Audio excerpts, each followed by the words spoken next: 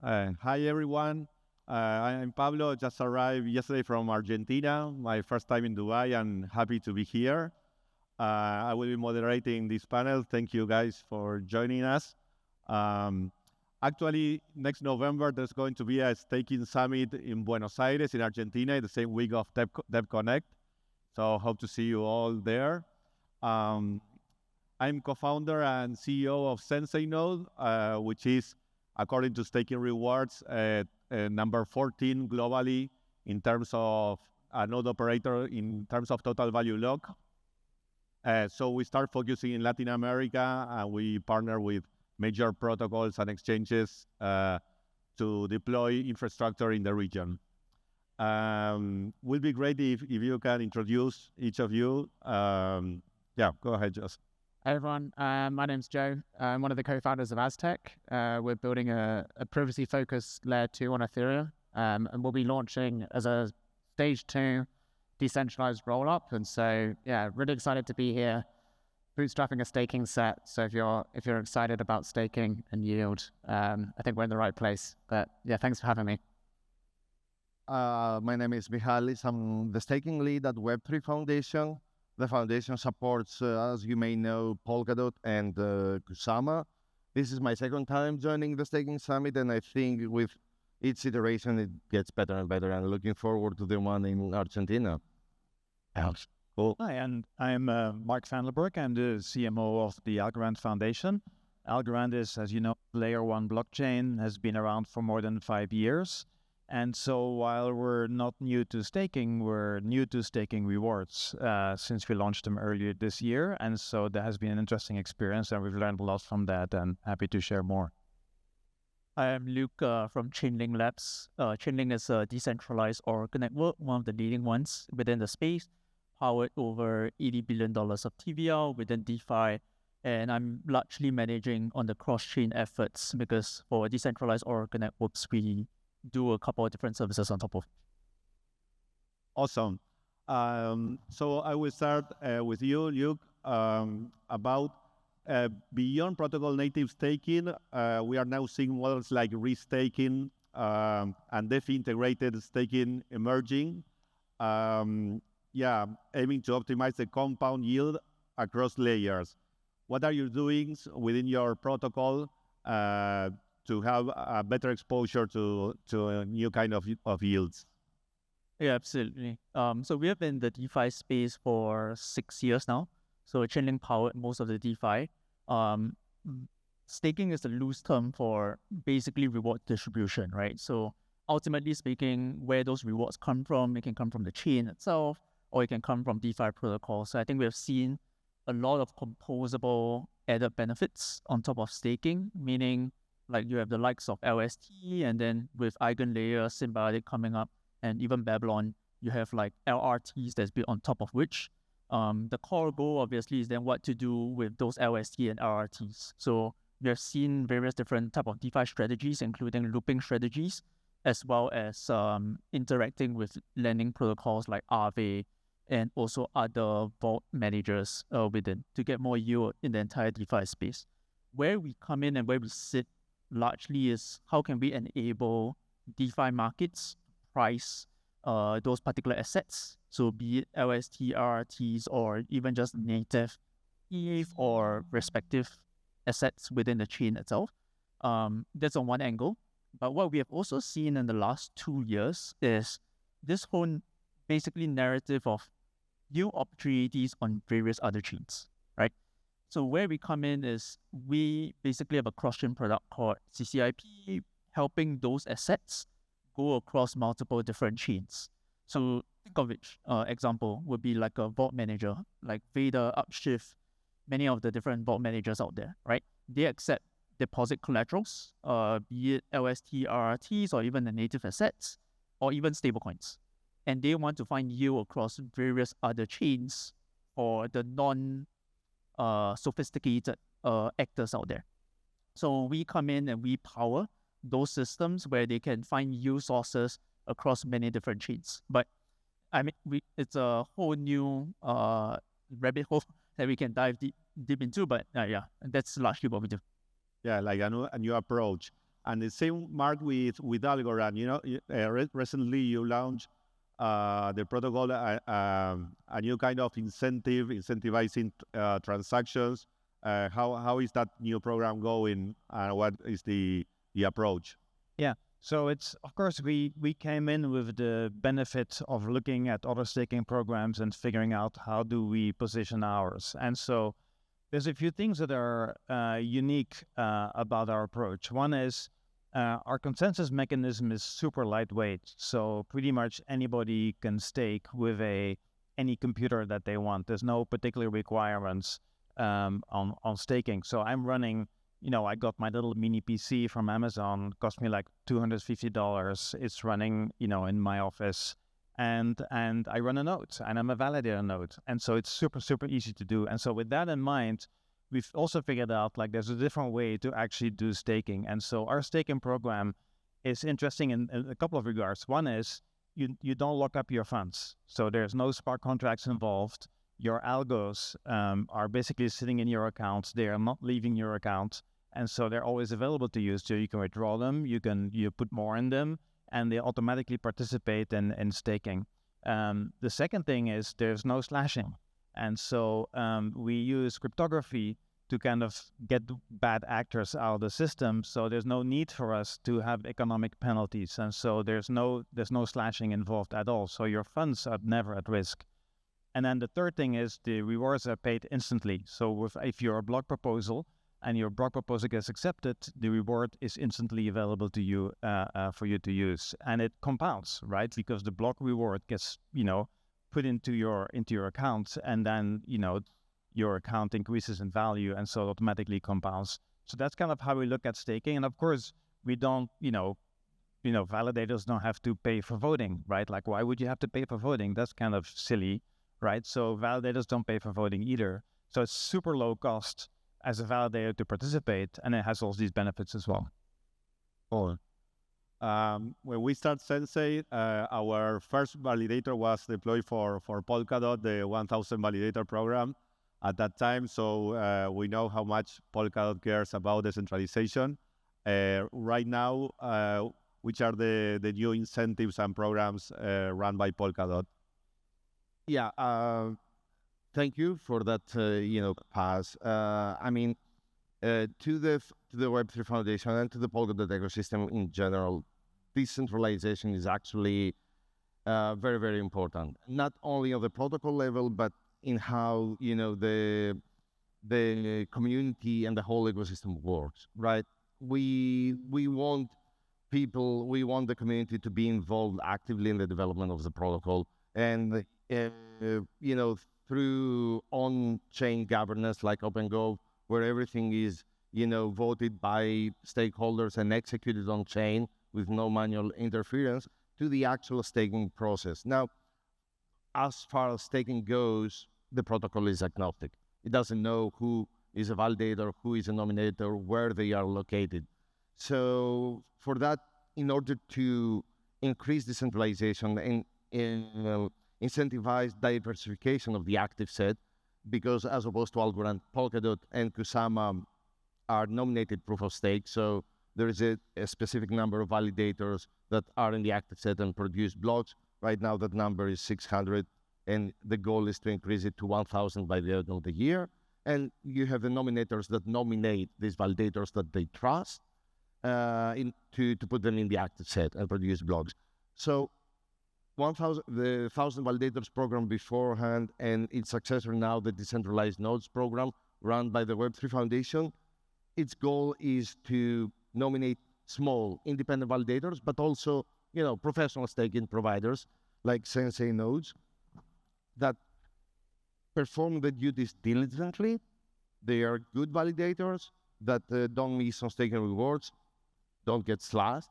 But also our goal is to increase the diversification, to nominate validators that are in different locations with different hosting providers, because we saw what happened in Spain yesterday, right? Imagine if that happened in Germany.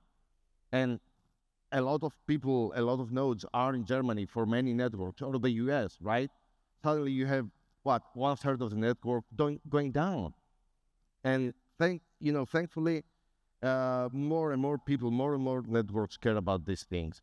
And in the second cohort of the program, we succeeded in moving a lot of nodes in diverse locations. APAC is now the leading region in the program on Polkadot, taking the lead of Europe. And hopefully we can build on that and make it even more decentralized and more diversified. Oh, Joseph, On on decentralization and yield generation, because I think it's quite interesting as protocols like Chainlink, Algorand, and Polkadot have been for a long time in the space. Probably when Aztec started, they can see what things they love from previous protocols and which new innovation they are bringing to the market, right? Yeah, so we're kind of at the moment launching a fully decentralized testnet, and so we're still kind of in the testnet phase. We've been prioritizing kind of simplicity. Aztec's quite a complicated network, just dealing with kind of a lot of ZKPs and getting the execution environment working for privacy. So we've tried to make the staking system kind of as simple for people to understand and use as possible. We are a layer 2, but all of the staking happens on Ethereum L1. And so it's easy for people to kind of integrate in custodians. It's familiar, like we're not having to get them to integrate like a native L2 token or anything like that. And the model is very similar to Ethereum. We don't have proper delegated proof of stake, but in terms of like audit risk and simplicity, we have kind of a fixed staking amount. And it's easy for people to kind of calculate their yield based on that, like how many nodes they're running. So we're mostly focused on simplicity, I would say, with Aztec, but it's great to learn from everyone who's gone before and kind of pioneered these models. We don't have to reinvent the wheel here. We've done that in other areas of Aztec. In which phases of the roadmap is Aztec right now? We have a decentralized kind of sequencer improver testnet, and we'll have a public testnet very soon. And we'll launch kind of later this year on mainnet, and that will be fully decentralized as a stage 2 rollup. So yeah, I think we have about 100 different validators in the testnet on all habitable continents. No one's in Antarctica yet. So we also care a lot about decentralization. But I think for me, it's not just sequencing. There's multiple factors in decentralization we could get into, but proving in rollups is a big part, and governance as well. And usually we just think about decentralization in terms of staking and sequencing, but I think you have to think about all of them if you want to launch truly decentralized. Cool. Going back to decentralization, solo stakers are often held up the ultimate expression of decentralization.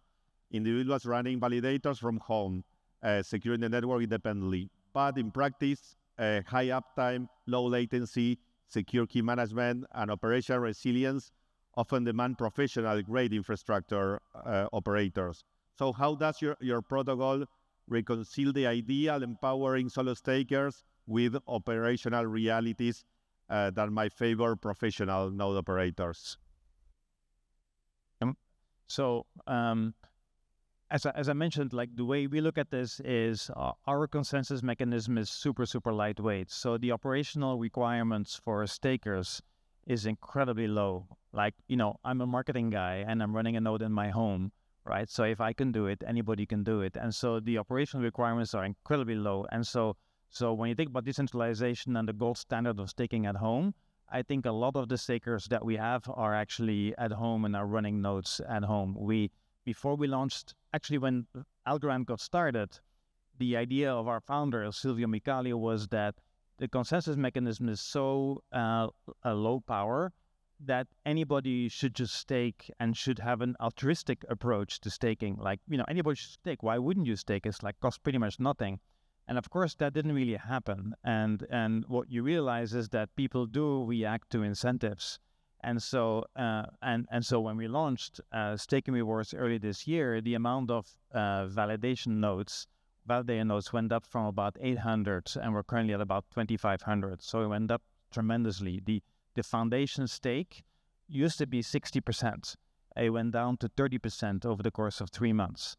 And so it'll continue to come down. I think by the end of the year, we'll be at below 10% or something like that. So it'll be completely decentralized at that point. But again, it's like because the technology is so lightweight, there's really very little operational requirements that is basically put on the validator nodes. So anybody can just pretty much do it. There's no restriction to it. Or you?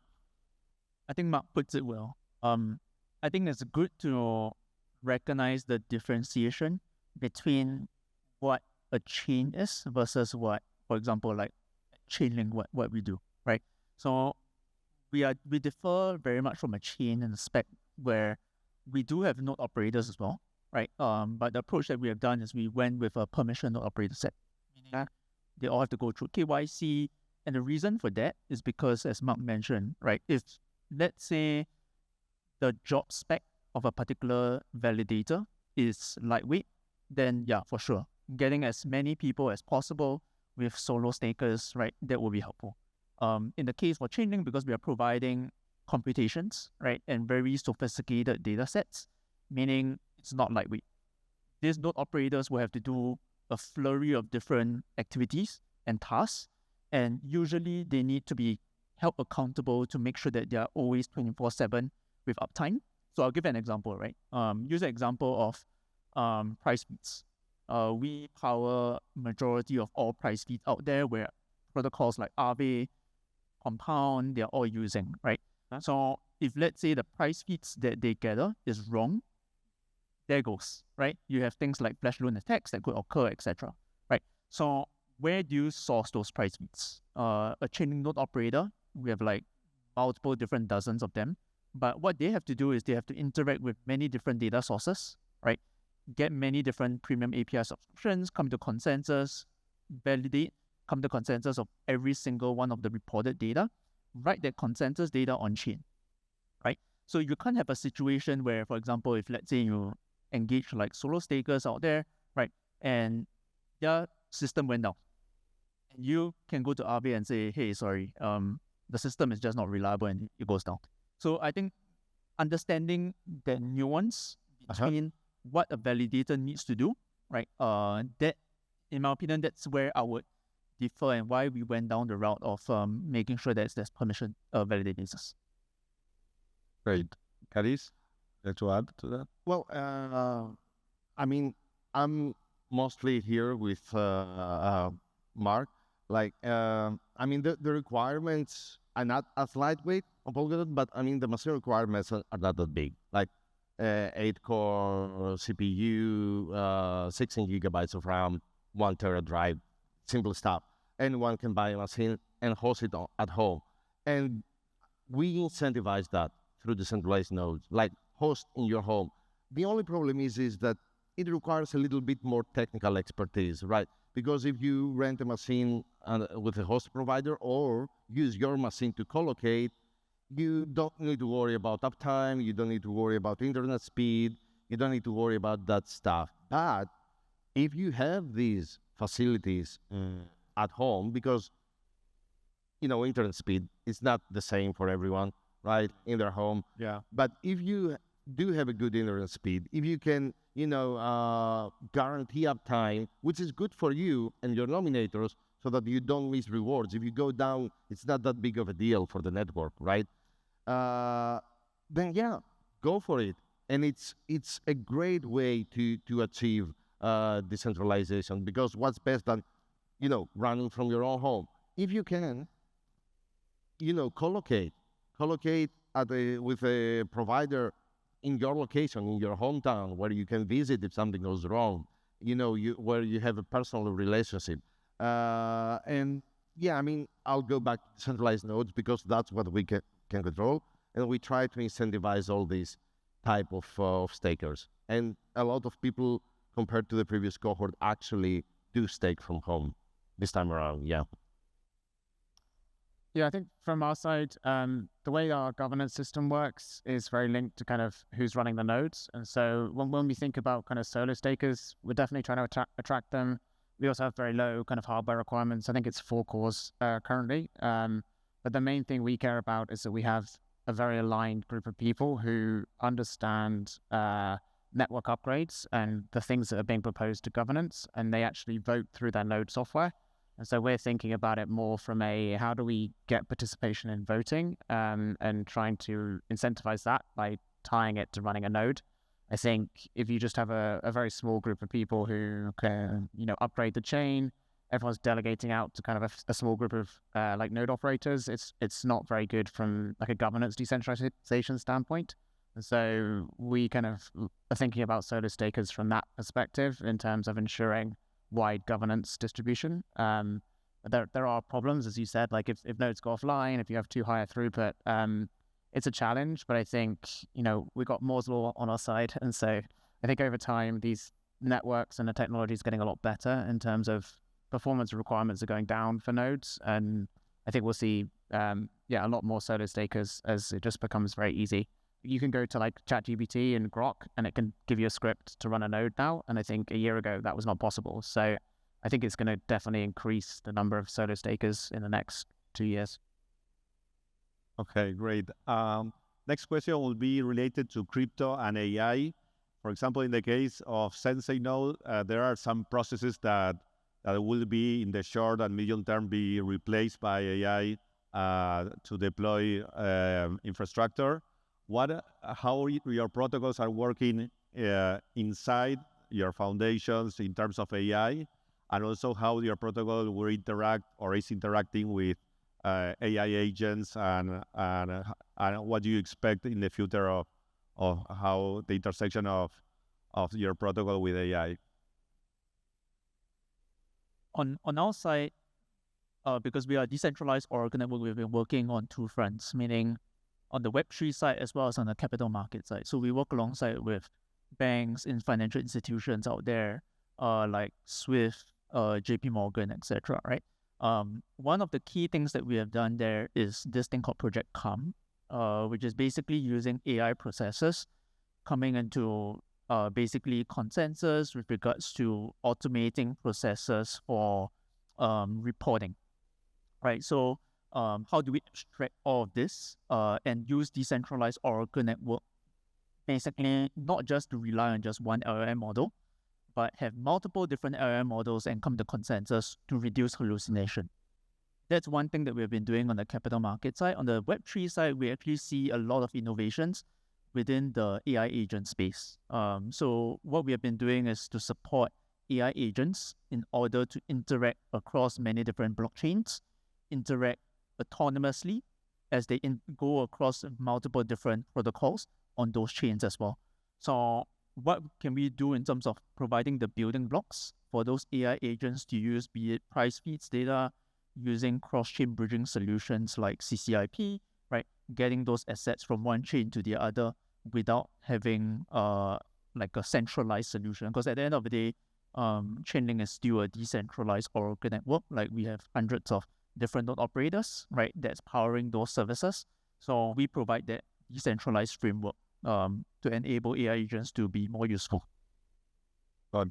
So from our perspective, like one of the core use cases for Algorand is as a payment system, because transactions are incredibly cheap, incredibly low cost. We have extremely high throughput, and we have something called instant finality. So you don't have to wait for a transaction to be finalized. Everything is instantly final the moment it gets recorded in a block. And so therefore it's very good as a payment network. And so where we see huge opportunities around the proliferation of AI agents and the ability for agents to pay each other. Like everybody knows and everybody believes that the world will evolve to the point where there's going to be more agents than humans. And so you're going to have all kinds of specialized agents that do this or that. And so there's not going to be a single kind of God agent that is able to do everything for you. So there's going to be multiple agents, and people and agents will have to communicate with each other and exchange value with each other. And I cannot imagine that agents will exchange value over traditional bank rails. That's just not going to happen. It's like sending an email through a post office, right? Like it's not going to happen. It requires instant settlement at high speed, high velocity. And so that's where we see the big opportunity, is really enabling a payment infrastructure for agents to exchange value. And that's I think, where we're focused on. Very interesting. These are very interesting ideas. These are very interesting approach. If you don't mind me answering the questions from the decentralization aspect, the quality of AI depends on its data. And it is a crucial question, like how reliable is the data, right? And in order to make sure that the data is reliable, and so the answers and the prompts and everything that AI helps you do, the data needs to be decentralized as well.